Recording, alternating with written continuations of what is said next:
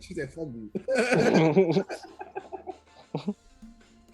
Yo. Welcome back to another episode of House of Sports Podcast. I'm your host, Dwayne Hewitt. I'm here with my guy, Joe, Smoog, and Chubbs. Y'all know Joe, the occurring guest that always comes each and every week. He may be here for a football episode or maybe here for a basketball episode. They never know. But hey, appreciate everybody that comes through and listens to the podcast each and every week. I see our subscribers on YouTube growing after every episode, and more views are coming. So we appreciate everybody that's coming through.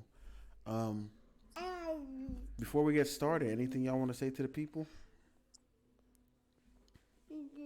I am tired of the group chat, people.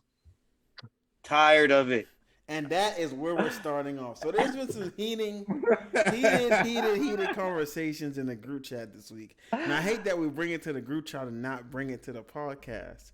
So to start, even though this is a basketball episode, Joey said he has smoke for us because he came out this week and said that he doesn't think it's ridiculous to say Tua is as valuable or more valuable than Patrick Mahomes himself. So, Joey, I'll let you go ahead and start. Okay, I do want to say that's just for this season. All right. I do think, of course, Patrick Mahomes is the best quarterback. Patrick Mahomes is the best quarterback. I do want to say that coming into the season, our O-line was ranked at the bottom, even though we picked up Armstead.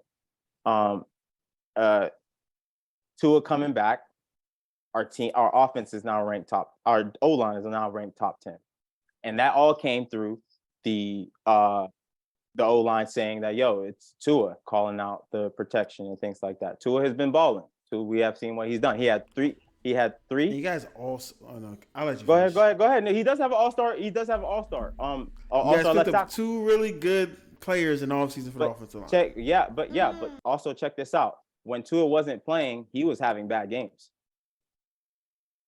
He was getting beat, and he was just having bad games, and the protection just wasn't there for those backup quarterbacks. Now, I was saying, didn't those quarterbacks both throw over 300 yards in the games they played? Wait, but they also got sacked a lot. Would that be to the quarterback or to the teams they were playing? Did you guys watch the games? Did you guys not play against elite defensive lines? I mean, yeah, of course, but we played other teams as well. But we played Myles Garrett. When we played Myles Garrett is a force, is he not? He got 0 sacks against us. Myles Garrett also is playing with an injury this whole season. But Myles Garrett also came out and said that they were prepared to attack him and stop him and shut him down as a O-line. And that all came down to, as they said, leadership from Tua. And all I'm saying is that without Tua on the team, on the Dolphins, they would be. We all said in the beginning of the season that Tua is going to either make or break this team. So far, he has made this team because without his play, I don't think we are where we are. And I'm just saying, with him missing 3 games, he has the stats. He's doing what he's doing. And I'm not saying, he is the MVP of the season. I am saying, it's not a stretch. I think it's closer than what we think based off what he's been doing now. And I feel the same thing about Jalen Hurts, just by default, by that, him winning. Yeah, we just saw his first loss. And I think it's very close than what we expect because Patrick Mahomes had 2 bad games. Tua had 2 questionable games. Jalen Hurts, we've seen him with 1 questionable game. So now we're just like, all right. Can I ask you a question? Because we're talking about most valuable, and this thing that geeks me because, like I said in the group chat for everybody that's watching, there are multiple people you could call most valuable players in the league that are valuable as whatnot. I'm not trying to curse much. So here's the hypothetical, because it all depends on who ends up winning the most games at the end, right? It helps with the MVP case with your stats. MVP I feel like is a quarterback. Eagles have an easy schedule from what I'm understanding. He is we already talked about Hurts. I don't know about the Dolphins. They could win if let's say Dolphins win out. Ravens have an easy schedule as well, and they're 6-3. Let's say they win out. They do have an easy schedule, Wayne. It's top 3. It says on the thing right now. Reigning schedule. Continue. What happened? Say Josh Allen. Josh Allen is going to end with around 4 or 5 losses. And you got Patty that's in a division that's crumbling. Okay. What happens in this circumstance where everybody in that circumstance is the most viable player? How the fuck did Lamar get in this? Because let me answer your question. Him on First Take today, and Max Kellerman's show about him possibly winning the MVP if they win out. Let me answer your question. That's what I'm saying. Let me answer your question. That's why I'm so rising. Lamar. I think you have a right to put Lamar in that conversation because they are in. If the season ended today, they're in the playoffs. They're not. Yeah. He won games. So, but what I would say is that you already said it yourself that Dolphins probably have the hardest schedule out of all of those guys. If Tua can go out and win and still compete at the same level he's doing, why shouldn't he win it? He's got to put because he's got to have the stats though, Joe. That's what I said. Playing at the high level, he's still. You said if they all go out and win out, but here's at the high level, and he also has to beat Josh Allen again. Yeah, that's the thing. He has to play the Jets again. He's got to play New England again. Exactly. And you said if he wins out. And the big, I will give him credit too. But the big thing is, and this is a small sample size because he got hurt, but I love that TikTok that, Wayne put in. He was not playing that great against the Bengals. Wait, and let's go back to that Bengals game. He was 3 for 18. He had 183 yards, and he threw 1 interception. But I'm saying the Bengals defense is not really like that. Yeah, but he was 3 for 18, 183 yards, 1 interception. And let's go back to this. And I want to talk about this real quick because their defense is Tua like that. was also. They're not elite. They're good. Okay. I said their defense is like that. At that time, they were like a top 5 defense. You're right. They were like that. But guess what? At the same time, we've seen Tua come back in the second half. We don't know what he's going to do in the second half. So for us to say, yeah, he was playing bad, it could have gone either way. And you act like we were down by 21. But here's come another on. thing. Here's another thing. And this goes back to everything. When he was out, we're not going off of what ifs, Joe. We're just going off what happened. And here's nothing, Joe. Again, we don't know. We don't know what was happening at the end of the game. Just to say, he was playing bad.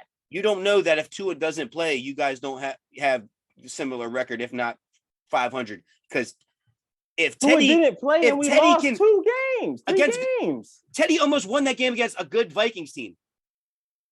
We still lost. He threw 2 interceptions. By 8 points. And he still threw for 300 yards with them receivers, is my point. Yes, but that game, but also, I don't think that game was not close as you think it was. Joe, just to get your point, if Tua wins out and throws 3 touchdowns a game like he's been doing, then yes, he will win MVP. I said that. I already know because based on what he said.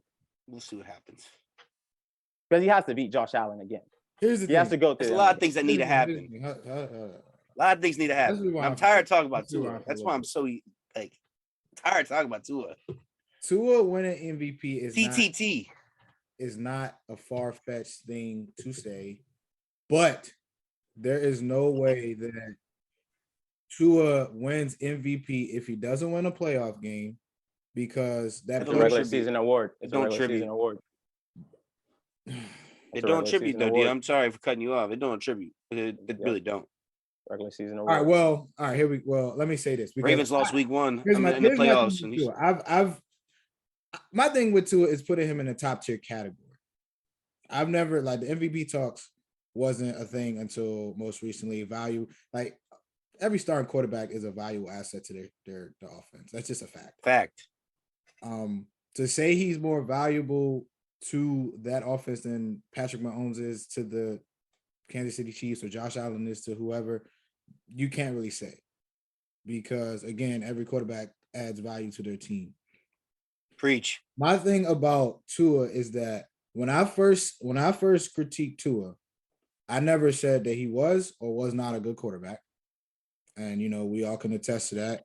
I said that based off of what he's already done as far as winning, having a winning record, in the games that he has played, it's just too soon to put him in that top tier quarterback category. Go off. I was saying that early on, what he was doing wasn't impressive because although he was winning, the stats weren't there. He was only throwing 1 touchdown a game. He had obviously that game against the Ravens in which he threw how many touchdowns? 4 touchdowns. That happened. Yeah. But ever since then, he's been playing like a top tier quarterback.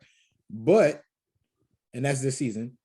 But in my opinion, in order for me to put him in that conversation moving forward, I feel as though he would because all of that is empty. I'm not going to say empty calorie stats, but in a way they're empty calorie stats if he doesn't win a playoff game because that's what winners, that's what winners do. That's what we're going to classify as a top tier quarterback.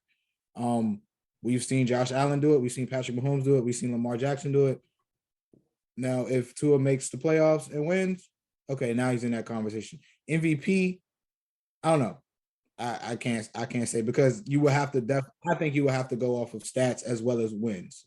So if you going to go off of if all of these quarterbacks went out, have a decent record, make playoffs, you would probably have to give it to Jalen Hurts, then Patty, then Tua.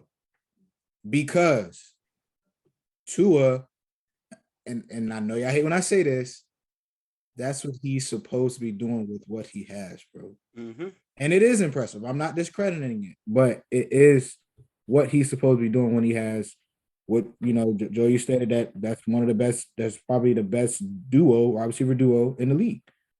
So by default.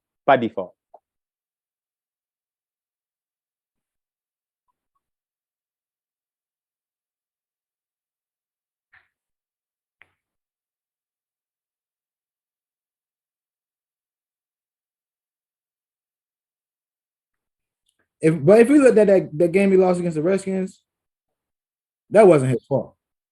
I'm sorry, the Commanders. The game he lost against the Commanders, Jalen Hurts was playing fairly well. He was.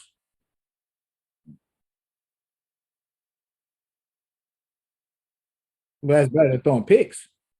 The bomb he threw, they fumbled on that. He was. I think he played pretty well against them. And if not for things here and there, they would probably still be undefeated right now. But all right, I just want to say that I was talking about Tua being good this season. I'm talking about this season because in the past, we always said he needs weapons. He's a good quarterback. This was a consensus through everybody that he's a good quarterback. We've seen what he's done. He just needs weapons. He has weapons. And now I said, all right, you're supposed to do that. And that's it. So is that it? No, to me, let me just say, my thing was you had him being more valuable than Mahomes when he took Mahomes' biggest weapon. And to me, Mahomes showing his value that without his biggest weapon and Travis Kelce being double teamed, like we've seen what happened to Aaron Rodgers, we see what happened to other quarterbacks when their weapons go down and they look absolutely terrible. Like Mahomes is shown even whenever Hill or Kelce doesn't play well, first of all, he wins the game and he still balls out. So this is just something he's been doing anytime any of them miss games. So that's why it's hard for me to say he's more valuable or as valuable as right Mahomes. I think that term is not. I'm saying he's just MVP. I don't think he's more valuable. Okay, all right. That's what she was saying. That's what. She was talking about MVP of the season. That she wasn't.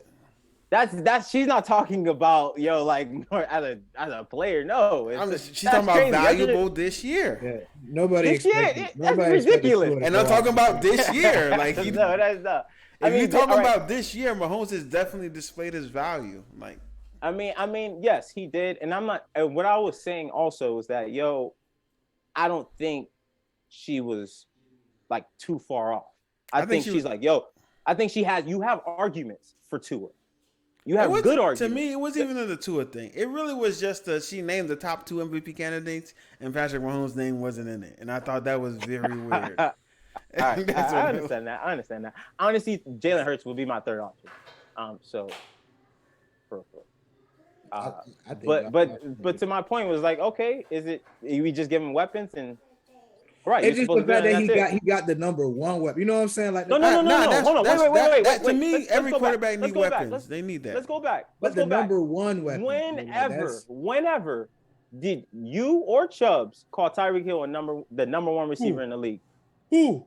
You. Smooth has been on that train. It was just Chubbs. Oh, it was just Chubbs. I said he's playing like it this year. Just did say that. I did say that. Hey, watching videos. You playing like this. What is this all year? That matters, Wayne? You playing all this? All right. Okay. You playing that? You saying that this year? Before, said he is fast. before, I know Wayne said it. I didn't know DL said it, but Chubbs was one of the guys like, oh, he never had Tyreek Hill as the number one receiver ever. To me, I'm fine. I expected Tua to do this. I expected Tua to be in these MVP talks. I was the one saying after week 2 when they beat the Ravens that Tua was up for MVP. So I'm there all the way. I am on the Tua train. All right, man. I guess it's more church like, yo, are you? Yeah, he's supposed to do this, but it came down to like, he's supposed to do it. It's not that impressive. No, for me, it's calling him a top tier quarterback, a top 5 quarterback in the league. That's what right now. So right now, he's not a top 5 quarterback. No, right now, based off of what he's been doing, what have I said? You have to consistently perform at a high level in order to be considered that. And he has changed my mind because most recently he has been putting up the consistency to be in that conversation as a top tier quarterback, bro. So okay, let's move on. All right. So then let's get to the next thing that happened in the group chat this week. So it's not a group chat thing. It's just it's a DL thing for me, man. It's what I do now, thing, right? I said a lot of stuff. likes to play victim, and I hate it. Let me tell you why. You will say something about an individual or a player. DL will say something else, which is in a negative connotation, and then when you get on his ass, he say, "That's not what I meant." No. DL, I'm sick of you staying on fences. No. My New Year's resolution for you is for you to pick a side, and just pick a side of what fence you're gonna be on. I'm gonna give you an example. No. I said Shea Gilgeous-Alexander was playing like a top tier shooting guard.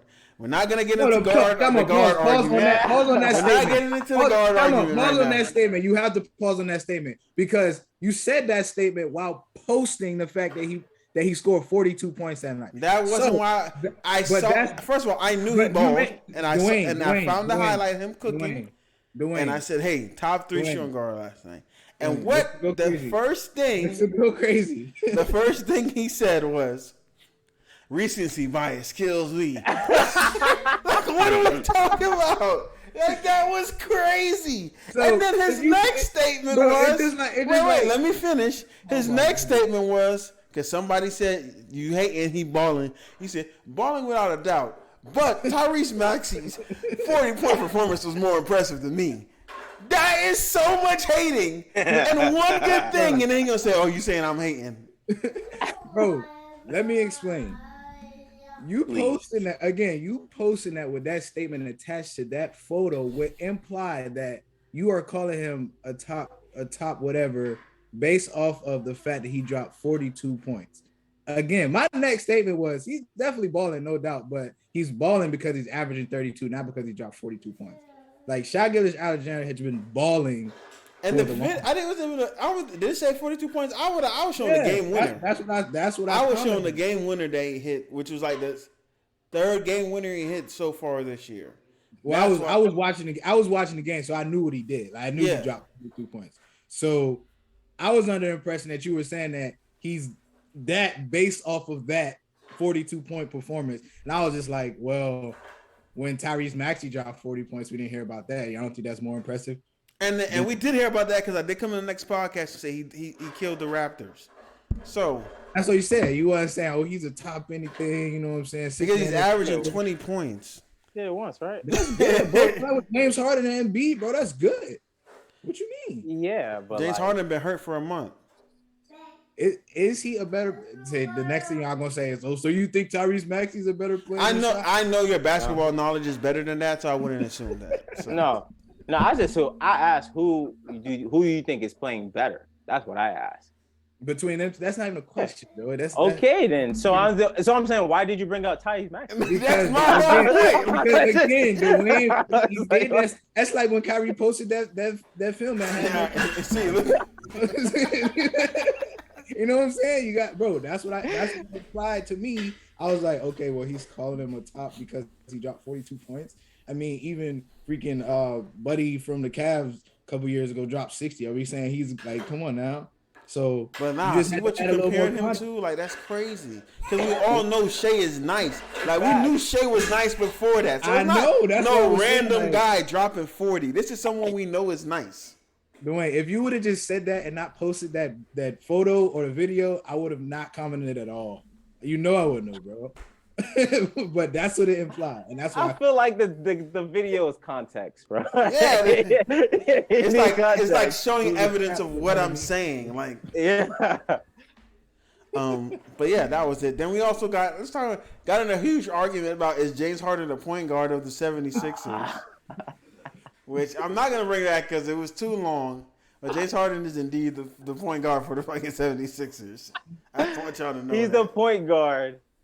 He's a shooting guard playing point guard. Exactly. There you go. That's it. That's what they used to say about Russ. By default. That's what they used to say about Westbrook. Russ turned into a point, though. He can't shoot. So why James can't turn into a point? Because nah. Why? So Russ can turn into the point, but James can't turn into the point. Because he can shoot. So what position did Tim Duncan play in his later years? The power forward, man. But that's the thing, though, because Duncan is a power forward. He played power forward his entire, mostly his entire career. I said, what did he play in his later years? He's played power forward. I think he still played power forward. It's crazy, bro. He did. He played power forward still in that team. No, if you look at the NBA, he had Tabo Splitter playing with him. If you look at the NBA, bro, through a traditional lens, bro, these players the players back then, if you were a point guard, you were what, 6'2" to 6'4", shoot guard 6'4" to 6'6", and then forwards were everything above. Now, bro, you have 6'6" point guards. Like, the game has adjusted. So by default, bro, if you can dribble and you got height, you can play point guard. And I don't think that's fair, bro. Like, the only true, I'm not gonna say true point guard. But I mean, what do you mean? Magic Johnson was a point guard, but he was always a point guard, though. And that even like he, but Luka's a point guard. Luka's always been a point guard. I'm saying, but like that's the one rarity back then who was, a 6'6" point guard. Nowadays, bro, you got Bron, you got Luka. The game Luka is a point guard. Luka's a point guard. Yeah, he is a point guard, but Bron is not a point guard. Bron is just small forward. Bro, Bron's a point guard. Bron is small forward. Bron's a small forward. I'm just saying he plays small forward for a reason. He's a small forward. He needs a point guard. Through the traditional basketball lens, bro. They've been playing power forward for a little bit now. Who? KD. Yeah. KD was KD's traditionally a small forward. Now he should have came in as a power forward. He was a he played the four at Texas. And when about Tim Duncan, he played center half of his career, so I don't even know. But he was listening. Chubbs ain't come back because I'm about to say Chubbs no Boris Diaw was starting, bro. Stop it. I'm looking, bro. If that's the case, again, Paul George is a shooting guard. He came in as a shooting guard. Why, bro? If he's on the floor with Kawhi, Paul George is a shooting guard. He came in as a shooting guard. This was the starting lineup, bro. I got you, bro. What year was you? What year are we talking about? Bro, Chubbs, half of his career he played center, bro. From 2006 to 2016, he played center. I'm also talking about from the forwards to the guard position. Man. Yeah, I know what you mean, Dio. Chubbs was looking at shit. Chubbs was ready to yell at me. Look what I said. Listen, man. I know what you mean, Dio, but he's a guard. He's a guard, but he's a shooting guard. That's basically what it is. This nowadays is either like you play guard, because we just gotta do how they do like the All NBA team. It's two guards, two forwards, positionless. So, or it could be three forwards sometimes. But Dejounte Murray ain't no shooting guard, bro. Ain't point guard. Playing shooting guard this year. All right. You gonna put Trae Young at the 2? Wait. All right, because like D-Wade at one point was a point guard for 1 year, but like even when he was by himself, he was still kind of the point, right? So like, was he a point guard or is he shooting guard? Y'all gonna call him a point guard his rookie year, Joey. And that's it. Yes. All right, man. All right. Because he played, he was the ball handler. Zuri, for a little put that bit, down before it drops on your tongue. Before LeBron came, I'm just saying. All right. Yeah, I mean he was the main ball handler, so it was a guys of a point guard. But man, let's get to it. So, had some news happen in NBA with the Brooklyn Nets. We're back with the Brooklyn Nets today. KD said, "I'm playing with him, and y'all expect me to win." How do we feel about KD calling out his teammates directly after getting blown out by the Grizzlies? You ever had a teammate call you trash? I call some teammates trash though. like to coach, be like, "Yo, he trash." Type. Oh, I told niggas they was trash today. Days like, bro, you ass. I definitely. So like, if I'm Kate, I don't know. I'm not mad. So what if you was in that locker room, you wouldn't feel no way? Oh, I mean, if I'm the nigga, if I'm the dude he calling trash, I'm mad. But, If you call me trash, I'm be upset. Yeah, I was definitely mad. But like I don't feel upset about the statement because like I feel like we hear it a lot anyway. Like, well, just playing in sports, like us playing, you hear it around. You're like, no, like dudes suck. But to say that on TV, like, whew, that hits. He went straight into an interview right after. So like that is my thing. Like, yo, does this show like weakness? Does that like hurt? Kate, is he hurting his legacy by basically making excuses like that? Of course, I think so. I don't think so. His legacy, his personal legacy. Yeah. Because you gotta understand. First, he already joined the Warriors, one of the best teams in all time, right? And then he joined that team, so that already hurt his thing. He won the ring with them, and then he come here, and then they're just like, and then they already said, KD, you can't win without this or that. You always need you can't win without the Warriors. That's the only time you're gonna get your ring. And now he's complaining like and they're like, yo, why are you losing and things like. As a leader of your team, you're supposed to be like. He called them by their governments too. Like we got. He said they names, bro. He said Royce O'Neal, Joe Harris. My question is, bro, like, is your legacy based off of only the fact that you win rings? Because like, let's look at KD's individual resume, bro. Like, come on now, like. Yeah. I mean, DLD, we gotta be real. What you play the NBA for? You play the NBA to win. He played the NBA to win, but he. What's the biggest thing we talk about Charles Barkley? He probably one of the best players to not win a ring. Right. Like it's like you gotta. Why does Melo get clowned? You gotta win. Again, y'all are talking about Melo and y'all talk about Charles. We're talking about Kevin Durant, one of the greatest scorers of all time. What is Melo? So hold on, wait. If you think Melo is one of the leading scorers all time, right? So if KD didn't join the Warriors team, you think he gets a ring? I mean, he should have. He should have. He lost. It's still a possibility. I mean, if he goes to a team and he builds around like they start from. I'm not gonna say start from scratch, but if he goes to Portland instead of going to the Warriors, bro, they would be deep into be a championship contending team, in my opinion. If he goes to a team that has another star, he would probably be in the conversations to. Where's he on the team like right now? Back then, right now, but these players aren't.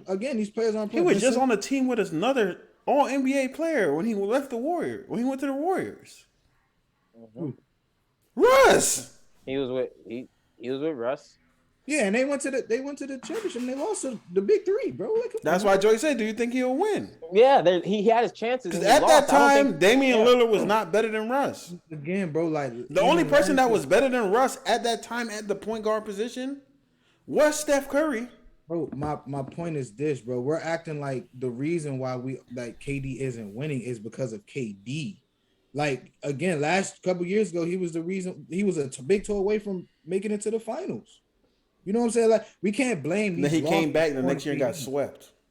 I understand that. He got swept. Again, he is losing to teams that have stars. You got to win a game if you're KD, bro. Well, that's just like, bro. That's just like saying were we mad at LeBron when he Yes, LeBron should have won a game. Yes. LeBron should have won a game. Yes. Come on, man. Is that going? LeBron James. But y'all think that hurts? That hurt. That Yes. LeBron getting swept twice in the finals hurts LeBron legacy. Yes. Bro. Yes. What are you talking about? Because he's still in the conversation to be the greatest of all time. That's not hurting. Because he came back from 3-1. He did something no other team ever did, and he won again. Yeah. If LeBron never win another championship, that would have scarred him, bro. Yeah, like and he got the records. He's doing all this stuff. Come on, now LeBron made up for those sweeps, man. So KD. Right, so my question is, do you think LeBron is in the top 3 players of all time? 2, yes. So you're not delusional, Dwayne. How about you? Yeah.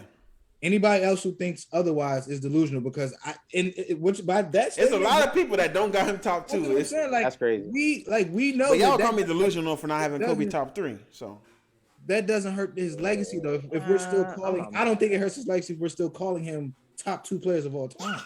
There was also another debate on here, Joe, that we had previously, and I don't think you were here for this, so I want to bring it back regarding LeBron because I said to Chubbs and Smoog that LeBron cannot have Steph Curry win another ring before him because that would ruin his chances of ever being considered the GOAT.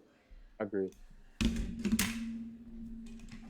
I don't. Yeah, I said I would agree with that, but again, like it's just not fair because like how is that not fair? It's just not fair, like why? Because Steph Curry has had that team his whole career, bro. So what?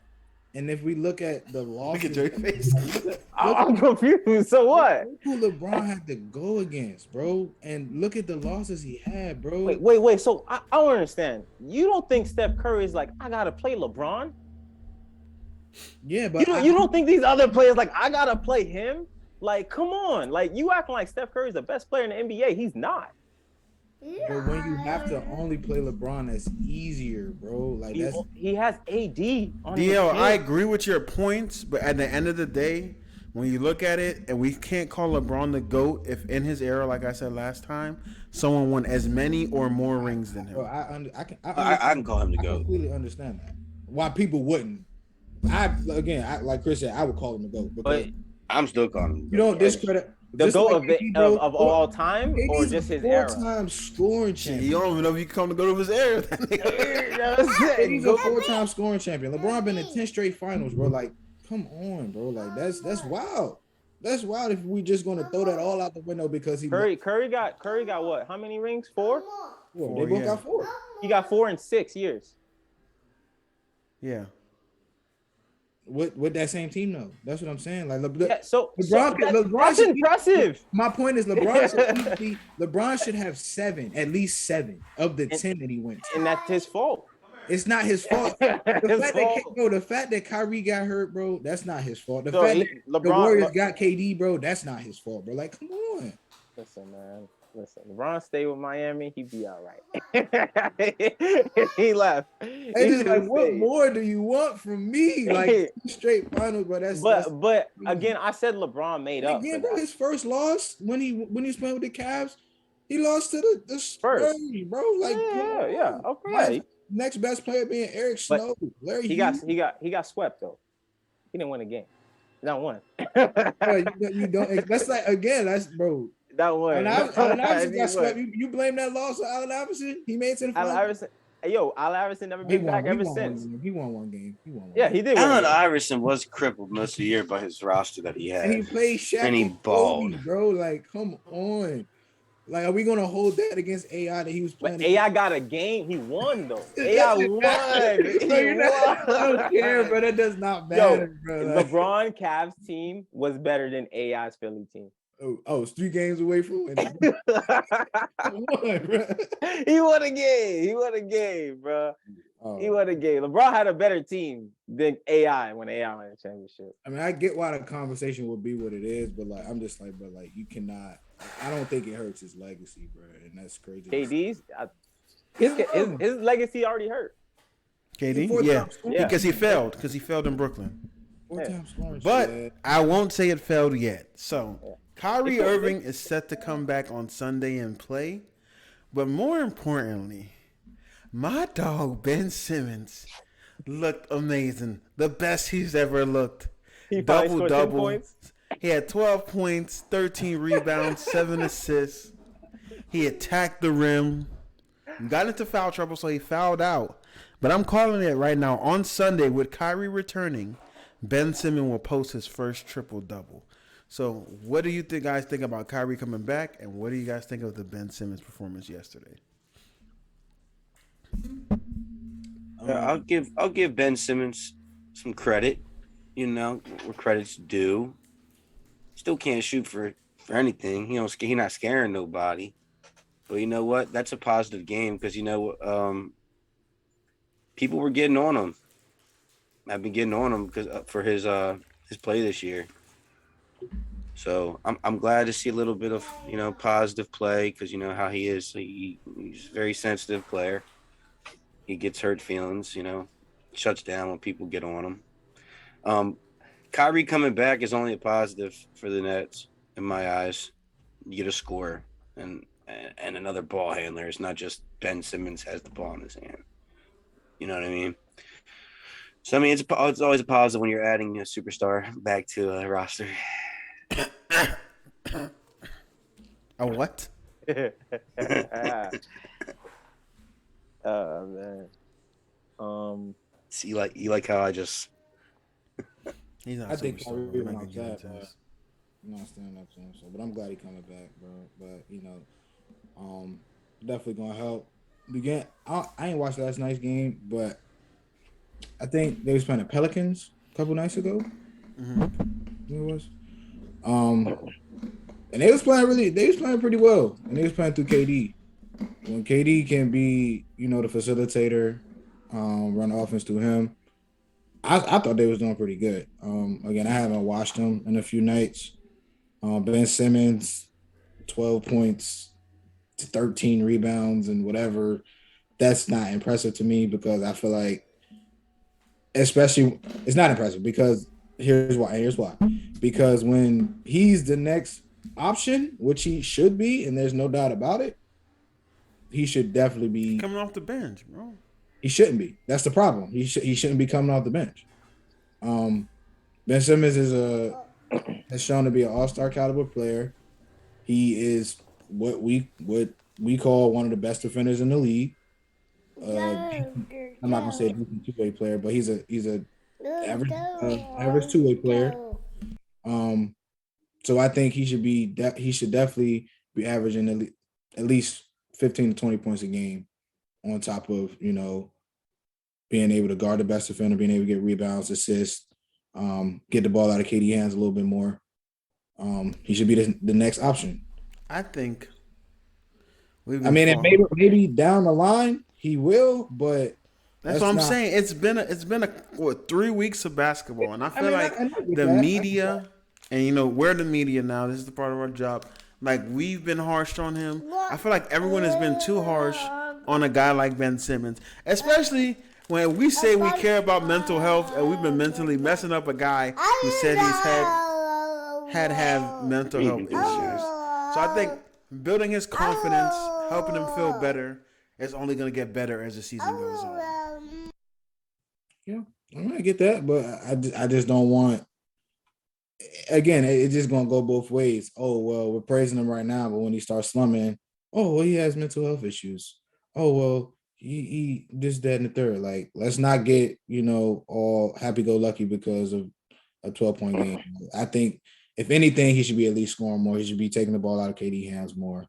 He should definitely be the second option for them. He shouldn't be coming off the bench, bro. Maybe got to ease his way back into the game. But I expect by February, he should be in full swing. And that's my cutoff for him. But the fact that Kyrie coming back may, make that statement go away, because now Kyrie may be the first or second option, and Ben Simmons may not have to do anything but play defense and grab rebounds, which is, fair. But that team definitely do more than that for them to compete. Yeah, but that team definitely should be a contender. There's no reason why it shouldn't be. I agree with Theo. I agree. I think whatever he did yesterday, I don't think it was impressive. I expect more from him. I think he should be coming off. I don't think he should be coming off the bench. And I think if he comes back and he plays how he's supposed to play, that's gonna be scary. I think their toughest matchup would be a healthy Bucks team. And I think that would be probably their biggest obstacle to get to the finals. Because I think if they're all hitting all cylinders, bro, like Ben is playing his best basketball, like as in like I think we need 15 plus from Ben. 15 plus from Ben. Get those assists, 9, 10 rebounds, however, whatever it needs to be. And I think Kyrie and KD gonna do what they do. But we need 15 plus from Ben. And I think 15 plus from Ben and let Kyrie and everybody else do what they do, that's gonna be scary. That's gonna be a scary team to look at. But I think their toughest matchup will be the Bucks, and I think they can beat them in 6 games. The Nets can beat them in 6 games. I'm gonna say that. If I see them all playing like they're playing great, I can see that happen. There's no reason why Grant Williams and Peyton Pritchard. Facts. Ben Simmons right now. Facts. But I mean, in that matchup, it would be a weird matchup. Well, I don't know. I think Drew Holiday will be guarding Kyrie. Giannis on KD and Middleton. Giannis is not guarding KD. I'll tell you that. Giannis not. You think so? So you think Giannis don't got Ben? Yes, so he can help. Yeah, that's right. Because they're gonna be going after boards. Giannis don't guard nobody. so you saying Middleton guarding KD? Yeah, Middleton guard KD. Is Middleton back? Not yet. I said healthy Bucks. Healthy Bucks. I haven't been watching the Bucks. Or Wesley Matthews, either one. But they'll probably just double KD with whoever Ben is. Whoever's guarding. KD's gonna cook. We thought that last time, and he got it was a hard time. He was by himself, wasn't he? For Celtics, no. Kyrie was there every game. Okay. They both played shitty. So are we saying the Nets? That's right. Are we saying that the Nets get a low enough seed to play Bucks first round?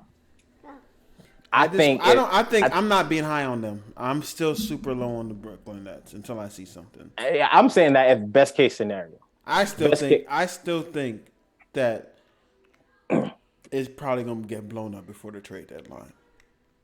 What? The Nets? Mm-hmm. I just feel there's gonna be a point where Kyrie is gonna be in the Laker jersey. I don't think it's not gonna be this season. Kyrie will end up in the Laker jersey. Team up with LeBron again? Yeah. Is that gonna hurt LeBron's legacy? No, because he coming to LeBron. LeBron ain't coming to him. No, that wouldn't hurt Bron. I don't know, man. Why would it hurt Bron? Because you already got AD. So Bron's legacy is not gonna be hurt, bro. And Russ. You're 38-year-old man balling. Yeah, so it's LeBron. They suck right now. So the only thing that will hurt LeBron's legacy is if Curry gets another ring. Yeah. Yes. Unless if Curry got another ring, and it's because potentially they're saying the Warriors are still open to having KD join that team. So if they trade all their young pups and bring KD back, then it's like, all right, it's another. Nah, man. I wouldn't like that, man. I wouldn't like that, man. I would not like that at all. So that's cheating, bro. We are talking about the Warriors because right now they are struggling. It's looking like Steph or bust. Wiseman got sent back to the G League. Jordan Poole is struggling. Clay is inconsistent. There's some frustrations with what the shots Clay is taking. They feel like he's trying to shoot his way out of slumps. And Jordan Poole, is not playing the best. Draymond Green came out and said the reason why they were so good in the past is because when their second unit came in, they played a different style of offense. So people had a hard time knowing how to, play coverage on them. Right now, the Golden State Warriors have a top 5 starting lineup. They have one of the worst second units in the league, which is causing them to lose.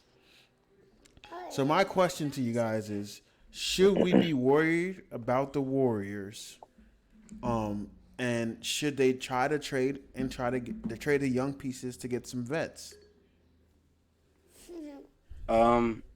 I think we should be worried, yes. And I think the one person I do believe that they do trade, and it's going to be a shock to people, but maybe not a shock to us. I think they would trade Clay. I think Clay's going to end up getting traded out of anybody. Draymond is on a contract year. Yeah, you could trade Draymond, but do you think you're really going to get like stuff back from Draymond that's like worthwhile? Like, I know he's a defensive presence, but like, are you going to get like a earth-shaking trade for Draymond? Maybe you pair Draymond and Clay together in a trade, you might get something. But I don't know. I think biggest value in anybody that you would trade.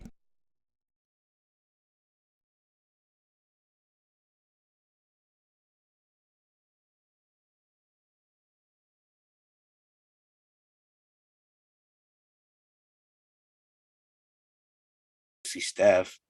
So the only two I could really think of that are worth anything are Clay and Draymond. Out of them, and especially if you just put Wiseman in the G League, so he probably don't got no trade value right there. Don't they still have Kuminga? They do have Kuminga. And that's the thing for me. We thought Kuminga was going to be that guy. And now he's getting DNPs. He's not playing. He's not hurt. He's just not playing. There was a report that came out last year, like there were some frustrations because he's not taking it seriously during the offseason. I felt like he wasn't serious, and it's kind of like rooting his head out. I feel like they're like, all right, we want to build the young pieces to make them some vets, but we still are in the competing mode. So last year it worked, but in the playoffs, the only young person that really played was Jordan Poole. And now they lost Gary Payton II, who was very instrumental, and they also lost Otto Porter, who's also very instrumental. So that's what's hurting them. I don't know why they steered away from Kuminga. He had pretty good upside. I don't know what's going on. I think we should be worried? No, I don't. I think they're gonna figure it out. I think Clay go through these slumps. Not as bad as this, but I think he go through these slumps, and I think also injury might play into it, things like that. But I think they're gonna figure it out. Because I'm not gonna lie. At first, I really didn't respect Steve Kerr at one point because of the team he had and how they were winning, until I saw Curry by himself, and I was like, he knows how to run a team. He knows how to get people involved. And I think right now they're just not. They just got to find their groove. They got to find their groove. Especially with Clay not shooting well. But I don't think we got anything to worry, man. I think Steph. I think Steph is going to step it up, and he's just going to bring. Just that. I think he's just that type of leader. He's just going to bring people to just start balling, just randomly. You're going to see like, oh, like what's going on with this guy? Why is he balling like this? But I think it's going to happen. It's going to be some random dude. But I do think if they trade, someone, if they trade, I don't think they will, but if they do trade someone, it will be Clay. I agree. I agree with Chubbs on that. It will be Clay. I think because I felt like they wanted to part ways with him before. And there was talks about it. And I think now that he's playing bad, they have more of a good reason to do it. For the longest time, I thought he was going to LA.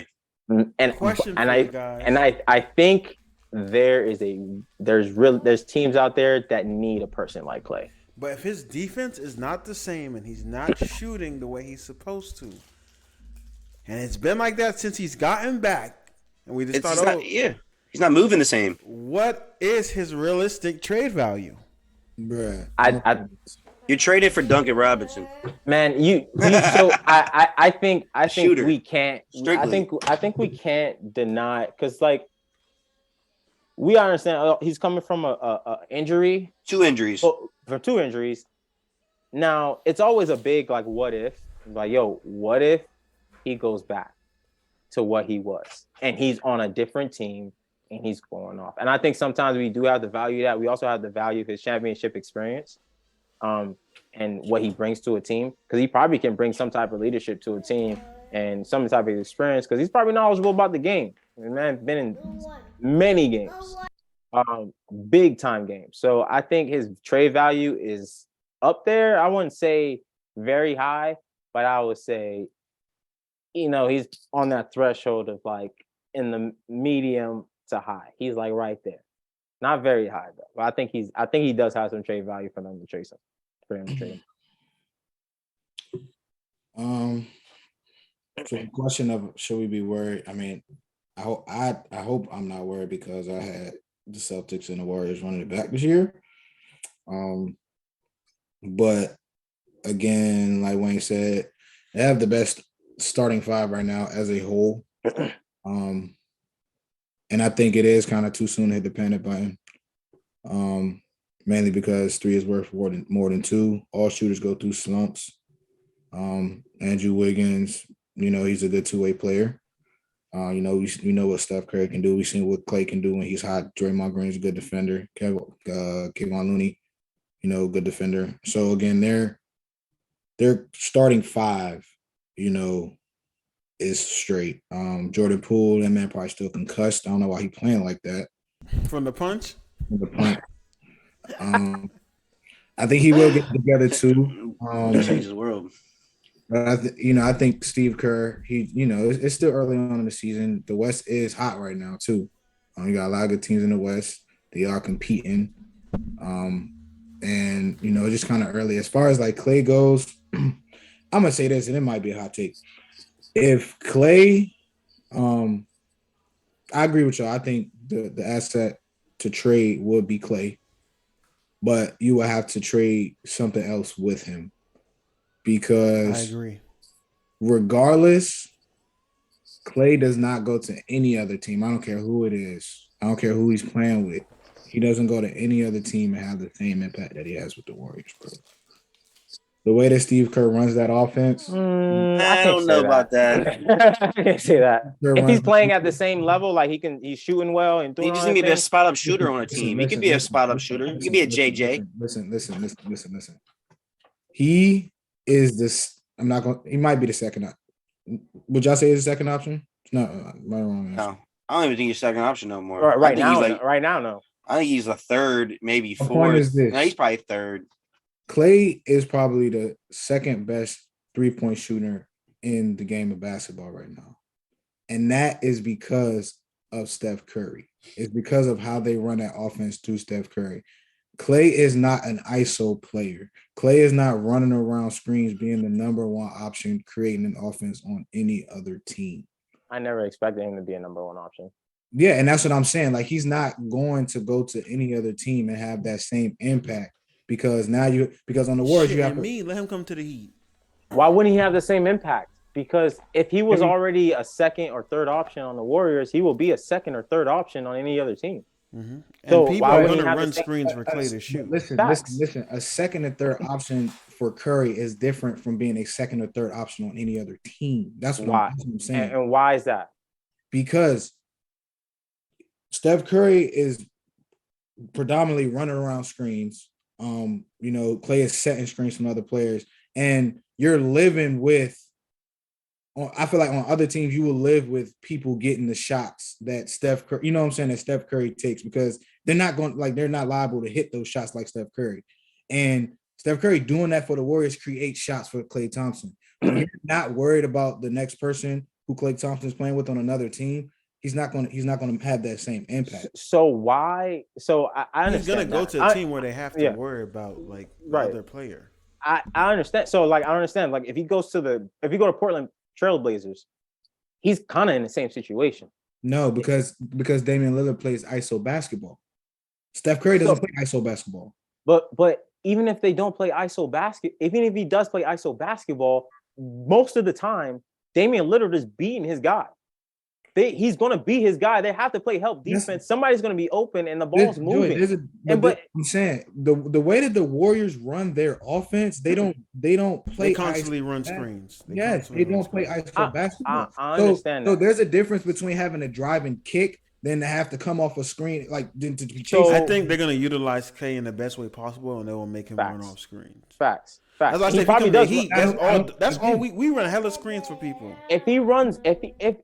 If they're playing ISO ball, even though they're playing ISO ball, the guy can still set an off-ball screen for Clay to get him open. And again, of course he's gonna hit shots, but he's not.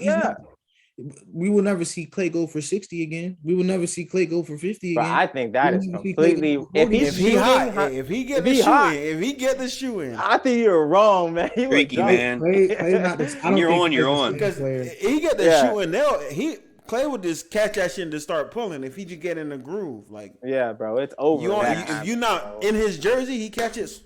Hey, his catch and shoot badge still gold. It might not be Hall of Fame anymore, but it's still gold. I feel like teams are going to be keying in more on Clay because he was going to be the main player. Like, you know, what I'm saying? I agree. If he goes to a team and be the number one, he won't be that successful. Yeah, agree. Clay is a number 2 player no matter where he goes. Any team that trades for him, he's our 2 or 3 no matter what. Yeah, so, I don't think he's going to be a number 1 player on a lot of teams. Because if we play with Braun, you gotta help. No matter what. He's killing. He's killing on the Lakers, bro. If he goes to the Lakers, if he's shooting well, right. That's all big. Throw that shit to him 15 times a game and shoot. He will. He will. How you funny is that? Be funny though. Oh man, but yeah, him on the Lakers. And then he's gonna take credit for the shot going in. Oh man, that's hilarious. See the buckets? That's because of me. I seen it. I seen it. I told him that I told him if you come to Lakers. All right, man. Let's get to the spicy topic, man. And this is mainly for DL. So the question to the panel. Oh man. Is John Wall a first ballot Hall of Famer? Is DL first? Anyone can start. I will start off because that's all I'm going to say. By default, knowing how it's not the NBA Hall of Fame, it is the Basketball Hall of Fame. He will be a Hall of Famer by default from the start of his high school career. First ballot. We know he's going to be. We talking first ballot. That's the question. First. We know he's going to Hall of Fame.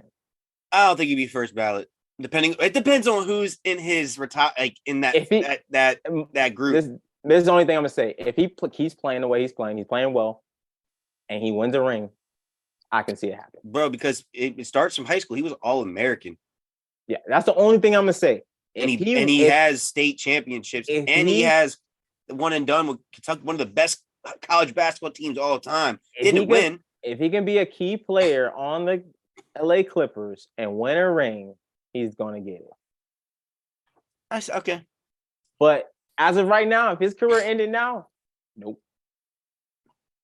I think if his career ended right now, it depends on who's in it with him. First ballot? I don't know.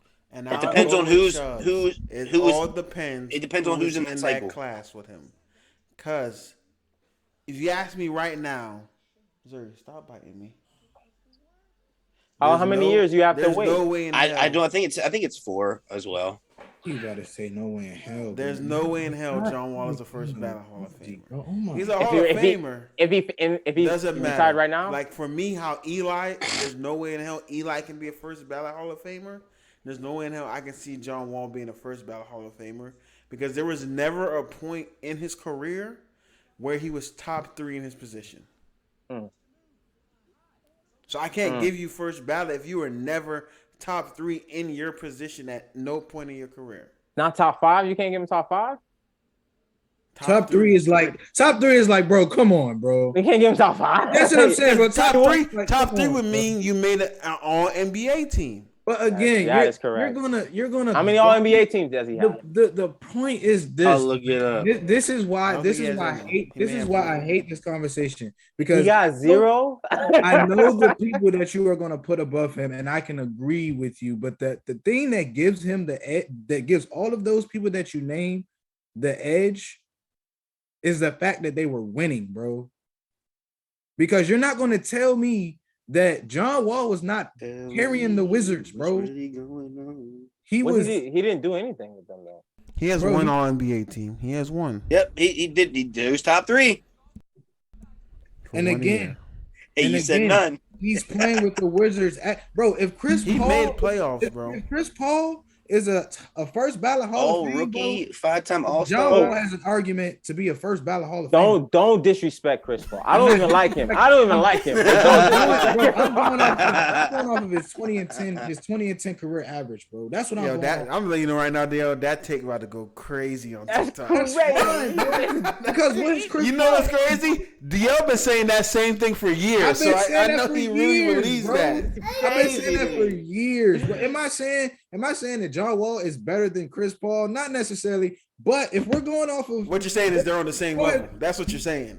If Chris Paul has 20 and 10 average and has won no rings or has been knocked out with a way better team than John Wall has had, bro, then all right. Wait. With the Wizards, you are not talking about Chris Paul, the man that is breaking assist records. Joey, and the key thing is he played in the West and not the East. He was in the West on the Hornets. He was a force to be reckoned with, man. And it was the Hornets, the way you're saying the Wizards. He was. Then he played in Houston. He had a team. He was solidified before he went to the LA or Houston. Yeah, right. He was solidified, right. And he went to the Suns, and he was a key player to taking them to the finals. Oh my goodness, was he not? Yes, he had. I'll be honest. He had Devin Booker, bro. What are you talking about? Young New Orleans Hornets. CP3 was goated. What are we talking about? Goated. He was dropping like 50.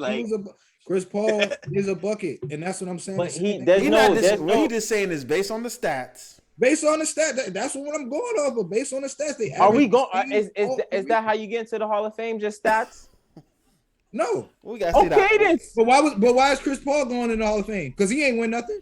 All-time assists, that's a stat. All-time assists, that's a stat, bro. It's a record. It's a stat. He has a record. Still a stat. But it's still. But does John Wall have one? He's playing with the bro. Okay, he's playing with the Wizards, bro. Oh my goodness! What you mean? Because I guarantee you, bro. If John Wall, all right, let me would have made it. Let me throw this out. Let me throw this out. This conversation would have been. Let me throw this out. Would have been a whole different conversation, but he never did it. Facts. Exactly, because Chris Paul, the Wizards. No, this is Chris Paul went to the Western Conference Finals on the Hornets. This is the difference. DL. Did he? Chris Paul, yes. Chris Paul. The Hornets. Chris Paul has been more consistent than John Wall. He's been better for a long. He's been good. Chris Paul has been good. He's been great for a while. He's been good for pretty much his entire career. He's been in the league for 30 years, bro. And he's been good, bro. He's been a key player his entire career here. And so was John Wall, bro. No, he has not. What? He's been hurt for the past 3 years, 2 years, 3 years. No, he got benched the whole year last year. He was healthy. No, he didn't. He didn't play. They purposely did not play him. He was healthy last year for the Houston contract and didn't play, bro. He didn't want to play. Can somebody please tell me that? No, bro, he did not purposely say I'm not playing. And did not play. Yes, he for did. Houston, bro. No, they were not putting him in, bro. He said he literally came out and said he wanted to play. Yeah, because the reason why he went there, he thought James Harden was going to be there because James Harden wasn't going to be there. It was like, bro, he came out and said that he said he wanted to play, but they were sitting him out. Yeah, because they're trying to trade him. Regardless, he didn't play because he didn't. I'm saying it was last year. He was healthy. That's all I'm saying. I just think John Wall was in the East that we consider easy, and he never had like a deep playoff run. Closest we got. And that's one of the reasons why I always shit on Melo too, because everybody said the East was easy, but none of these guys had deep playoff runs. Again, this goes to another argument. What point guard can carry a team to on a heavy run by themselves, bro? Name Luka. Bro, Luka's 6'7". Luka's a forward. Luka's a forward. I just said Chris Paul. He did it. Where? In New Orleans? Yeah. Is that a fact? Yes. He went to the Western Conference Finals in New Orleans. All right, yeah, I'm gonna pull it up. I'm gonna give you the year. I got you, bro. He had a year. He had David West and somebody else. And he had Peja Stojakovic. John Wall's next best player was again Marcin Gortat, bro. Yeah, Bradley Beal. No, not the whole time. Paul Pierce. That's when they went on their run. Bro, his next best player was Bradley Beal. They got him in year 3 of John Wall's. And what did Bradley Beal do that year, bro? He was still the next best player on the team. No, he wasn't. Bro, honestly, the next scoring option before Bradley Beal showed up, and this is sad, was Nick Young. Bro, his next best player was Marcin Gortat. That's why he was averaging 20 and 10, bro. I'm trying to tell you Marcin Gortat, I hate when people try to tell me he was like. Yeah, I try to act like he was ass. I hate when y'all do that. I'm not saying he was good. He's not that good. He's so overrated. I never said he was good. That's what I'm saying. He was their next best player because John Wall was running the pick and roll with Marcin Gortat, which is why he was averaging what he was averaging, bro. That's what I'm trying to explain to you. I know what he was doing. Yeah. But I'm just saying there's no way I can see him being the first ballot Hall of Famer. That's just me. I mean, again, by default, if you're saying top 3, okay, yeah, he was not a top 3. I wouldn't classify him better than a couple people. But in some years, I don't know if he was top 5. Majority of the time. All right. You disagree? He's a better two-way player than a lot of those point guards, bro. That don't make him a better player. That makes you, for you though, it does. For you though, when it does. When the offense is comparable, then you go to the defense. DL. But the offense is never comparable. DL. The defense is never comparable. DL. Chris Paul went to the conference semifinals. He lost Game 7 against the Spurs. That's way better than whatever John Wall did. The Western Conference Finals? No. Second round. Okay. So it's way better than John Wall ever did. Okay, John Wall made it to the second round. And he played tougher people. John Wall made it to the second round. Oh my! And lost. In the weekies. Oh my God! Actually, he lost to LeBron. Actually, didn't he? Man. He lost to LeBron. Second round. He lost to the Raptors. No, they lost to LeBron, bro. It was the Raptors. You sure, bro? Yeah, it was the Raptors. That's 2008. Either way, the Wizards lit 2008. The Wizards suck, and John Wall was producing with the Wizards, bro. That's all I'm saying, bro. At the end of the day, John Wall's a good player. He's a Hall of Famer for sure. But first ballot, I do not think so. Nah. I think that's a stretch. Depends on who's in it. Oh, blah. So that is also true, Chubbs. It does depend who's in it. So let's get to the next one. It's what old school player you think would thrive in the NBA you muted, today? No, I was just saying Chris Paul. Be 5 years on John Wall. He talking to me about longevity. I'm gonna say consistency. I'm gonna pick a big here. I'm gonna say Kareem. I think Kareem will snap and still snap right now. You gonna go? I'm thinking we going with like sleepers, man. You going with the all time greats, man. I mean, I think he's still producing against the people that are here. And he's developing a shot. Great. He's the third best player of all time. Of course, you want to make me think of. I got to think of somebody that wasn't good like that. I got 2 names. I think Andre Kirilenko would be a killer. You said Andre Kirilenko? Hey, 47. What? Yeah, that's flip. Hey, Andre Kirilenko would be a definite baller in the league today. AK-47. He would be a baller in the league today, bro. Peja Stojakovic would be a baller in the league today. Already in the league. Peja is a good one. And then I think Rasheed Wallace will be one of the best power forwards in the league today. Like I like that. Number 3. He was shooting. He was a shooter and played good defense. What you making that face? Yo, do not try. Yo, yeah, Rasheed would be dominant. Listen to me. Bro, I can dominant. see if he would have been big body, a good defensive player in today's league, but like Rasheed's best asset was his offense. He was shooting. He was you are killing. You sleep on Rasheed, it's a lot of it's a lot of I'm gonna leave it at this, and I'm gonna because I think he's a player that could do it all. I will pick C Webb. I think C Webb will still be a factor in this day and age of basketball. Yeah. I think Chaz is naming legends. Like, bro, get out. Yo, get off my dick. Get off my dick. Get off my dick. Like, I think like Jordan would kill it today. Jordan. C Webb's top. Where's C Webb on your top list? He wasn't top 75. He's top power forward all time though. Like, yeah. I thought he played center. Didn't he play center? Play power forward. He was killing it in like the hardest era. Like, you know what I'm saying? I was thinking like people that was like not as like super up there in the era, and now they. You should have clarified that in the doc. Yeah, I didn't think someone would just jump out and say Kareem. Like I'm saying like people are more athletic nowadays, but I think he would have still Oh, It would develop man. a 3.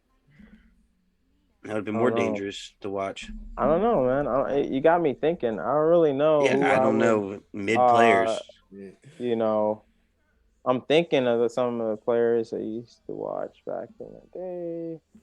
Who you know who also I would think be killing it right now? Cause I know Smooth. It's not like you muted, bro, because nobody can hear you. Can you hear me, bro? Yeah, I can hear you now. I think Rashard Lewis would fucking go crazy I was thinking Rashard On Lewis. the one that was played on the Magic. Magic, The one that played for the Sonics. Sonics. Either one. Yeah. All right, hey, and even Hito Turkoglu, bro. Maybe even that whole Magic squad, bro. Boys is buckets. Was it Michael Petras, bro? I hated that. I ain't hear that name in a minute, Bro, DL. that team was those kind of players are lit. Like Michael Finley. Michael Finley was players, bro. on what that was that Jams. Michael Finley used to go crazy on NBA Jason Jams, Richardson used to be lit in the games too. Yo, Quentin Richardson definitely would be a fucking Quentin Richardson is bucket- nice, too. a bucket Josh winner. Smith too. Josh Smith. Yeah. Oh man.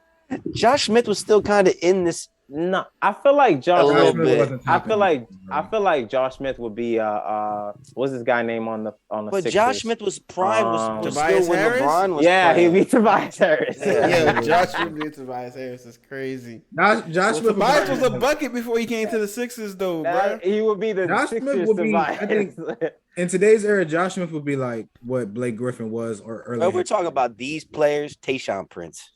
Tayshaun was nice. Tayshaun would be Mikal Bridges. I'm gonna kill me. That's what Tayshaun Prince would be. He would be Mikal Bridges. Danny Granger. I'm joking. Danny Granger, I feel like that was a disappointment. Didn't he get hurt? Yeah, He got hurt. That's why we had the resurgence of Paul George. Yeah. All right, man. Let's get to the next question, which is, what is the greatest team of all time? So we're just gonna take a single season. What team is the greatest team of all time? And do not say the Bulls when they went 72-10. So you can't say the Warriors either then? Yeah, I mean, if you're on the same team that didn't win a championship, cool. I mean, but that was a great team. That's That's a great team. But I'm gonna go with. I got Ooh, one. I can't say that team. I can't say. I got one. You got one right now? Go ahead. I'm gonna say the Tim Duncan, Kawhi Leonard, Tony Parker, Manu Ginobili, Spurs 2014 team. Spurs. Yes, The most beautiful basketball that has ever been played. I do love that because you got Greg Popovich being the coach with guys coming off the bench that are still producing too. That team was lit. They had Bruce Bowen, I think, too, right? They had Bruce Bowen. Nah, Bruce wasn't on that team. It wasn't on that team yet. He was Diaw on that team. Boris Diaw. That was a lit. Splitter came off the bench getting rebounds. I think he was on that team. He was still. They had people everywhere producing. So I'm gonna say Spurs. If we're not talking about the Warriors and Bulls, which are, the 70 teams. I think the Spurs team is probably one of the most complete. That because that was my team. Complete, one of the most complete teams. Yeah, because I was thinking the other teams have really had holes. Really, Even the Heat with LeBron and them had that bench was the hole. Yeah, that was They had the whole. Yeah, exactly. So yeah, they beat the No. Yeah, they beat the Thunder. That team. So you know what also was a complete team for me? The 2006 Miami Heat. Yeah, I was gonna name them. Yo, I hate that. you. Wait, hold on. Wait, how's that biased? Because you're a Heat fan, bro. So that wasn't a complete team, though? That team was nice. James Posey, Antoine Walker. Our bench Udonis Haslem, Alonzo Mourning. Jason Williams, Gary Payton. When they had Larry Hughes and Gilbert Arenas, y'all ain't win, Antoine James, and Brian Haywood and John Thomas. I feel like that 2006 Heat team is very slept on when we talk about one of the best championship teams. It was a complete team. And here's another. Yeah, come on. Another. I know they formed it, but the big three. The Celtics. The Celtics. That's the best defensive team. That's one of them too. That team is lit. And then even count Rondo and that bench was lit too. Wilding, bro. What? We're wilding? Nah, that was my second. The 08 Celtics. That was Celtics and Spurs my top two. If we're not going the most complete team, bro, and the purest team is the 04 Pistons, bro. No, bro. Chauncey, Rip, Tayshaun, No, no, Ben. no, And they no. beat your favorite player of all time. That team was missing some offense. It was more of a Great defensive team. It was more of a defensive team than offense. It wasn't as balanced as you. Hey, and Tayshaun Prince, that was their offense right there. And this is if they came in the league today, I don't think they would be that good. Look, and this is you my just dark said horse. Rasheed Wallace would be dominant. He will ball, but Yeah, Chauncey getting strapped. Rip, he too slow. In their primes, no, they not, bro. Bro, you're asleep, bro. Here's a dark horse. If we're talking about complete teams, that 1 year Larry Bird coach of the Pacers, that team was designed to beat Jordan. They didn't, but they were lit. Beat Jordan. Was that the Mark Jackson team? I think no. It was the 1 year Larry coach. They played him in the Eastern Conference Finals. Played the Bulls. Yes, it was Reggie Miller's team. They were on the Last Dance. They were on the Last Dance. But that team was lit too. That Rockets team that won the back-to-back chips was nice too, though. Oh yes, you're right with Kenny. Yep. That Paul George Pacers team was good too, with George Hill and Paul George, David West, Hibbert. That team was good. They lost. So question for y'all, because I'm glad y'all bring up the Houston Rockets. Huh? I saw a clip, and they asked Kenny the Jet, if Jordan was still playing in those 2 years, do you believe you would still win that championship and beat Jordan? What do y'all think? He said no doubt we were winning because that team was stacked. He believed. He said they lost Horace Grant. Horace Grant wasn't on the team, so they were playing small ball basically. And yeah, I don't think no one. It's hard for the way Hakeem was playing was literally ridiculous.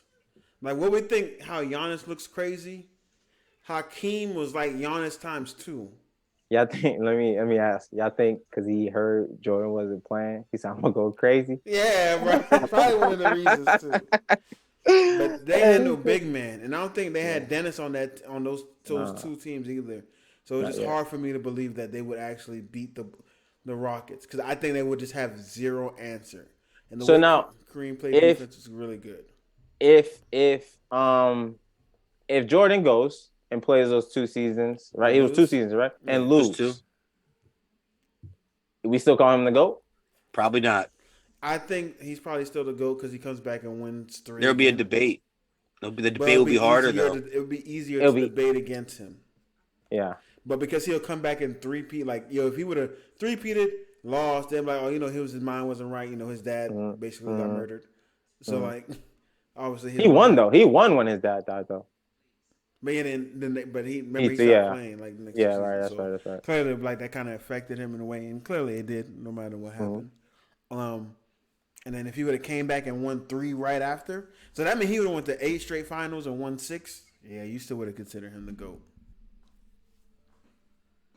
Yeah, better record than LeBron. And his stats would probably be a lot better.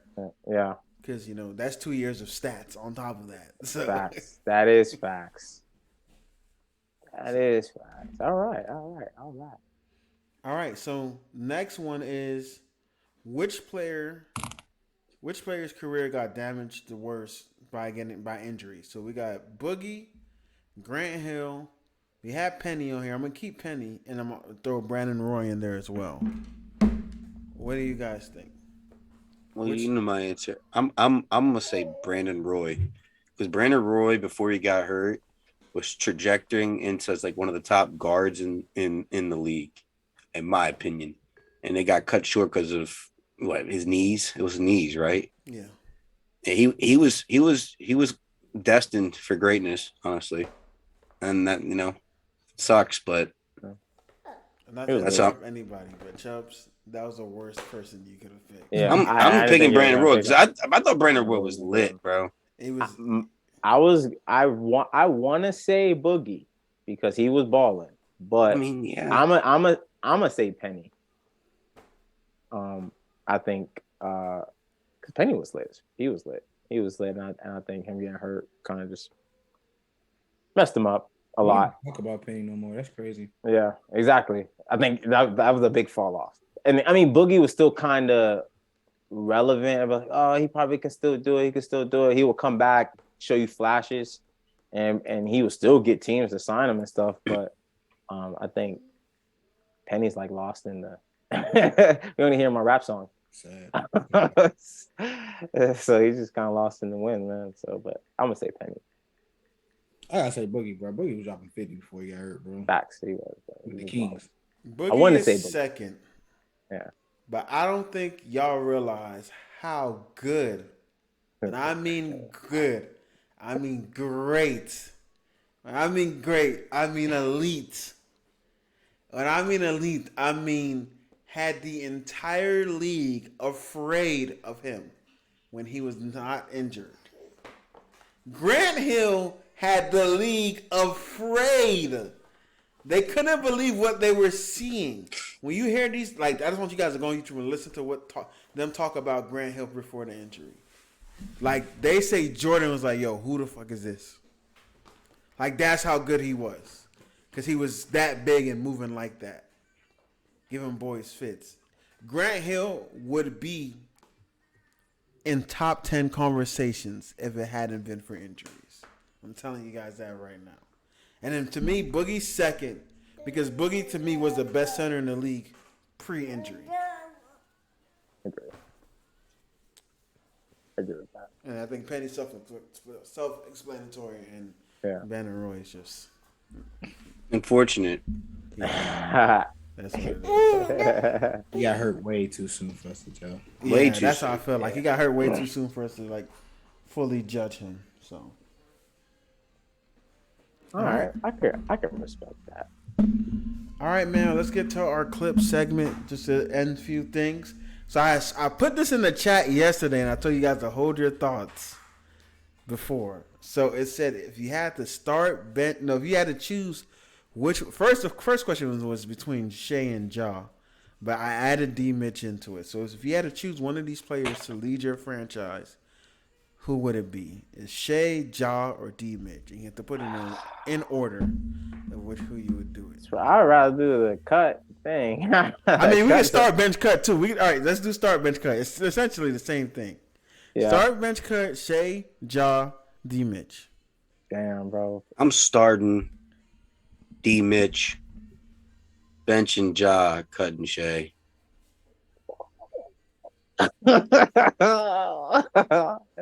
I'm literally the opposite. I'm cutting Mitch.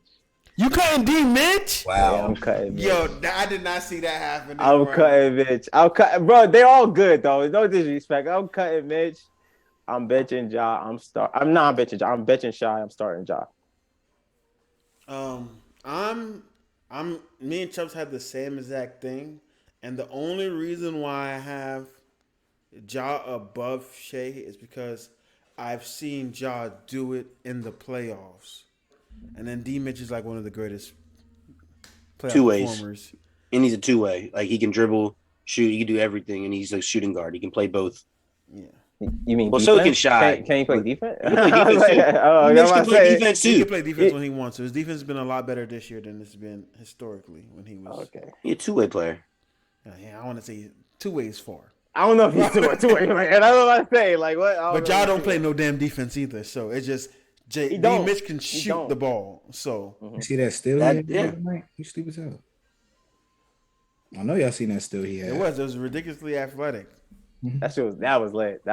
I felt like it was extra though. I felt like he did not need to do all of that to steal the ball. Hey, the ball's pretty high there. He like turned his torso. Like I was like, all right, bro. That was crazy. That was some Spidey senses. Smooth. Start bench cut. You try to get out of it. I'm gonna start Shock, bench D Mitch, and cut Ja. Honestly. Whoa, that's crazy. I got to. I don't know, bro. I just think, honestly, all three of them, they got a big Eagles out next year. They lit. That's why they have to make it hard, bro. It's lit, bro. I guess it depends on what you want, man. Yeah, if I want a point guard more, I'm gonna definitely go with Shy. If I want an ISO player, I'm gonna go with D Mitch. If I want, just an all around playmaker, I'm gonna go with Ja. Ja. So, they each are, have their own spectacular strength. He's gone. But I mean, overall, I think they all pretty much the same player in a way. But yeah, Shy, Mitch, Joe, in that order. Got you. Next we have a start bench cut again. Peja Stojakovic, Andre Kirilenko, Hedo Turkoglu. Turkey game. This is easy. Easy. All right, go. Yeah, I'm cutting. I'm cutting Turkoglu. I'm benching Kirilenko, and I'm starting Peja. I'm the same as Joe. Bro, it's harder. It's hard to cut Turkoglu, bro. I gotta cut him, bro. Peja was just one of the. I think the Peja key is 3-point easily the specialists. start. I think Peja He's is easily starting. the start. He's starting. It's the bench and cut that's the hard part. I gotta cut Turkoglu, bro. I like him, but I gotta cut him. The Turkoglu carried that. Well, I'm not gonna say carry. He didn't carry. He was an offensive engine, though. You can't. He was an offensive engine, bro. He was. So a finals run. None of them can say they did that. None of these others. But he had Dwight Howard playing the best ball ever. Dwight Howard Dwight Howard was ridiculous, bro. Nah, I mean, but it's AK, man. It's AK. Kirilenko. I think Kirilenko's like Porzingis, honestly. That's who I compare him to. I can see What that. the? A little bit. No, I don't see it at all. That's who I can. I mean, he's better. I think he's better than Porzingis. Porzingis. Early Porzingis was Early Porzingis was. I'm talking about Porzingis now. I'm talking about early Porzingis. Or like New York Knicks Porzingis. Yeah, I'm talking about Knicks Porzingis, bro. He was lit. He was. All right, next one we got is the best in-game dunk of all time. Oh my God! Y'all remember when LeBron James dunked on Does it just have to be NBA or can it be Terry? USA games? Just NBA. Now we're not gonna do Vince Carter dunk. Damn, that was. Y'all remember when LeBron dunked on Terry? Yeah, Jason Terry. On the map. Yeah, that was crazy. Man, that's crazy. There's a bunch. That's a lot. Can't really say. That's a lot, bro. For me, it's I don't know if y'all remember this, but do y'all remember the dunk when Scottie Pippen dunked all over Patrick Ewing and stepped over him? Yes. That was nuts, bro. One of the most disrespectful ones to me is Shaq and Brad Miller when he.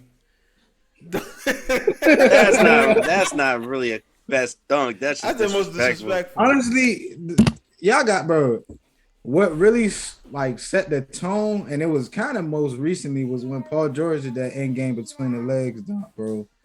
When he was on the fast break, between the legs. I got one. Paul George Kobe.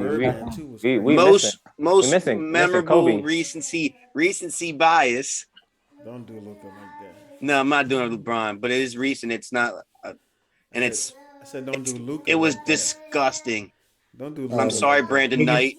DeAndre Jordan, Brandon Knight might be one of the best I've ever seen. Bro, he had that happen to him twice, bro. Yeah. They were taking turns, bro. I also liked D Wade's dunk on Kendrick Perkins in the finals. That was crazy. I thought you was gonna say the Andrew Wiggins on Luka one. That shit was disgusting. Kobe had some really good reverse dunks. Like that was just like ridiculous, bro. Like it was just some. It wasn't like on anybody, but it was like behind the back, reverse.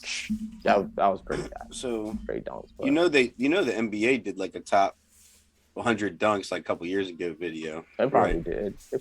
They do stuff like that. Yeah, I have it somewhere. But there's a lot of crazy. I'm curious to see what they have number one. But what it was. The prettiest thing. I don't know if y'all remember this one. Hold on, let me turn my camera. But it was in game, and like that's when everybody don't play no audio. That's when everybody started like doing these fast break dunks. Oh yeah, I remember this one.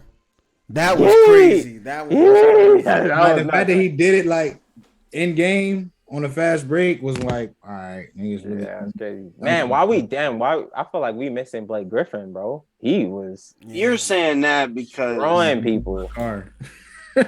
he was destroying people, bro. So crazy enough, NBA said the number one dunk of all time 2 years ago was DeAndre Jordan on Brandon Knight. Yeah. Oh my God. He was like this. Hey, but look, this is number 3. This is what you guys were talking about. Which one is this? Was that okay? Blake Griffin. That was on purpose. Griffin. That was on perk, yeah. That was nasty. Yo, Blake was cheating. He was throwing it in there. Because he was that damn high. Like, you know how high you gotta be to throw it in? Like, that's crazy. You know what's funny? Everybody said, everybody said them knees not gonna last. Yo, Bron on Paul. No, is that Paul Pierce? No, it's not Paul Pierce. But look, this is another Blake Griffin. Just throwing that shit in. He's ridiculous. Hey, LeBron jumped over, dude. Look at this. Oh, yeah, that one was good on that oop when he jumped over Buddy. That was crazy. I was watching something that was like LeBron and D-Wade in transition was cheating. Oh, 100%. 100%. Yeah. Ooh, yep. Oh. This one. Yee. No, but yeah, think about it. Like D-Wade is probably one of the fastest players in the Bro, they NBA was playing with people, bro. They was just throwing that shit up. Bro, and I was about to say the prettiest one was probably when he threw it up and he was like, whoop. And that's probably like the prettiest alley hoop we ever seen, man. I'm so mad. And this was 7th. This is the only one. This is the D-Wade only on Anderson Varejao. I forgot about that one. No, not on Anderson. It's on Serge Ibaka and no. OKC? OKC, yeah, he did a Kendrick Perkins. The spin dunk? Yeah. Oh yeah. That was lit. The spin dunk, yeah. No, these are lit. That was crazy. Damn, I forgot what I was saying though. I was saying this is why I'd be upset at LeBron, man. He should have just stayed in Miami, bro. I can't fault him because the knees was messed up. Who? D-Wade's. So what, bro? You saw what he did his farewell tour? So what, man? You gotta stick it out. Richard Jefferson dunked on Clay. Hey, that one was crazy too. That was Christmas, right? Yeah, it was on Christmas, yeah. He dunked on him. Everybody like, hold up. Oh man, there's no way I can't. Oh no, bro! You know what the crazy Jeff Green back in the day with the Nets? Yeah, I just saw that one, but that wasn't on anybody though. He was nuts, man. When he got his new heart, Jeff Green was going crazy. They got 2 highlights of. Oh nah, they put Lance Jr. Larry Nance on Brooke Lopez at 11, and then they got Kobe on Chris Humphries and Gerald Wallace. Yeah, these were lit. I ain't gonna lie. Yeah, good in-game dunks. Derrick Jones Jr. had a lit one for the Heat. Yeah, those some good ones, man. Derrick Rose. That was the end of the episode, man. We appreciate everybody. Hey, last one. Hey, I have one more topic for everybody. Start bench cut since Joey wasn't here. LJ, Jalen Hurts, Justin Fields. I feel like you should put Kyler Murray in there instead of LJ. I was thinking about that. Well, LJ, that's easy for me. That was the topic, but the topic was who would you start your franchise with? Well, there you go. Throw Kyler in there. Take out Kyler. I'll take Kyler Hurts. That makes it harder. Kyler Hurts, Justin Fields. Kyler Hurts, Justin Fields. All right, Justin Fields is 1. Not Justin Fields. I'm sorry. Jalen Hurts is 1. Justin Fields is 2nd. Kyler Murray is 3rd. Okay. All right. I know Kyler's having a bad season. I know it. But bro. There's no way Kyler is last, bro. We're talking about if we're talking about right now, we're talking about how they're playing. That's who I'm going with. All right, then Justin Fields is 1. This is 1 for you? Okay. I had Justin Fields 1. Justin Fields 1. Jen Hurst and Kyler. See, this is the thing. I kind of agree with that take earlier. I don't know if y'all seen it on Twitter where he was talking about, they say he was hating, but I was like, who he's throwing the ball to? I have yet to see Justin Fields throw the ball, get buckets, just throwing the ball. He can run. He's great. He's amazing. That's why I was still got him on my team. But I do want to see him throw the ball and put it on the dime. Have dudes catch the ball and I've seen it a couple times. I see flashes from him, but I think I need to see it more. Really, and I don't. Keyword for smooth, consistency. I'm not convinced. I mean, but again, I mean, I know we about to get off, but is it his fault though? Because we know what he. Are we just saying that we have to see him do it on the NFL level, bro? Like he wouldn't be an NFL if he couldn't throw the ball. Yeah, no. I need to see him do it because like let's go back to Tua because Tua wasn't throwing the ball to anybody, but he was completing passes. He was getting some yards. Like we see him throw the ball. We see more than flashes from him. Yeah, but I'm saying so that's what I'm saying. We just saw flashes. I don't think because Tua had good games when he threw the ball well. What I'm saying we knew, but I haven't seen a good game from Justin Fields. Him throwing the ball. We knew the potential for Tua to be good because of what he did in Alabama. And I'm saying, why is that much different from what Justin Fields is doing right now? Because Justin Fields haven't done it. Because Tua gave us a game before Tua had Tyreek and all these. He gave us a couple games where he's like, "Yo, I can do this. I just need some people." Yeah, that is true. That's y'all want to bring up ass. Don't do that. Wait, that's what I'm saying. He did it. That's what I'm saying. He did it. That's what I'm saying. He did it with those guys. He did it with those guys, and I was like, "Yo, you're Justin Fields. You can't do it with Chase. You can't do it with these guys." He just got Chase. Yeah. All right. And again, that's what I'm saying. I gotta see it. I'm not. Tua wasn't throwing the ball deep or some shit. He was throwing that shit at the line of scrimmage. Because our O line was terrible. He had to get the ball. Screens. Yeah, he had to get the ball. But he showed like, yo, I DJ Ocean Kelly's. But he showed like, yo, I can come in this game. That's wild. I can come in this game and win it. You know what I'm saying? You throwing shots at that man. I ain't throwing shots. Bruh, DJ know his first year when he got there, all he caught was drags. I'm like, come on, bro. Yeah, sure. You don't know that. He didn't start balling. He didn't start balling till niggas left. Yeah. Like, he did ball last year. I was pretty upset about that. I was so mad. He definitely balled the last year. It's crazy. Offense going to get lit when we leave. But we had a quarterback. That's what it was. That's really what it was. We said we had Derek. Yeah, man. God, sometimes it's not your weapons. It might just be your quarterback. You never know. But all right, man. We appreciate everybody that came through and listened this week, man. Y'all know where to find us. House of Itis Sports Pod on Twitter. No, AC Sports Pod on Twitter. House of Itis Sports Pod on Instagram and YouTube. If you're on YouTube, hit that like button, hit that subscribe button. Till next time, my name is Dwayne, and we'll see you.